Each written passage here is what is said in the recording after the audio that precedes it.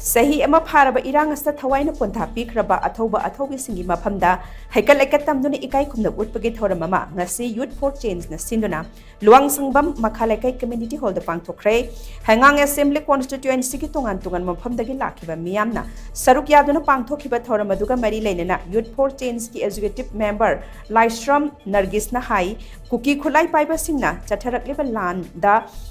Iraibak iramdam gidamak Thawai na Pontha Pikhraba Athouba Athoubi singi Mapham Da Ikai Khumnaba utuna ngamjaba Heikat Leikat Tambagi THOURAM asi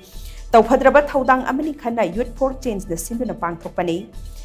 Leingak ta tangadaba separate administration gi demand gi mingda maitai furupta onchinduna kuki khulai paiba sing asna atamnana landarakpa asi laibak thibani amadi akanba mongda condemn tawi irang asigi warosin ama puraknaba leingak na chap chaba khongthang lokhatpiu CHAHI ama PHARAKLABA IRANG asi loisinaba hotnabada aikhoi khudingmak wakhal chungsinnabagi tangai fadaba adu lakle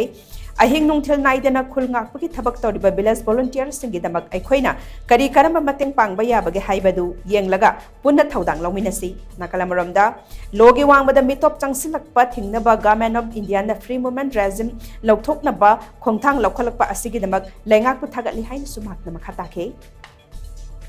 Hena lan asida kari solution porokpa yagadage haibado government side dagishu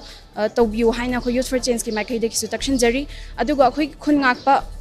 ibung pa adai athouba athoubi mayam sina hoji khungak tuna khoi gi damakta leibiragasu lemhoriba khoi mayam sina kai tawba yage leibak sigi damakta kai tawba yage moi gi damakta kai tawba yage haibado khoi punna lingjen manana hotnaminasi akhoi wakhan chungjan minasi haidi chahlan se CHAHI pharaklabani na khoi wakhan taba mayam tina mathau tare hai base phongdok chaninge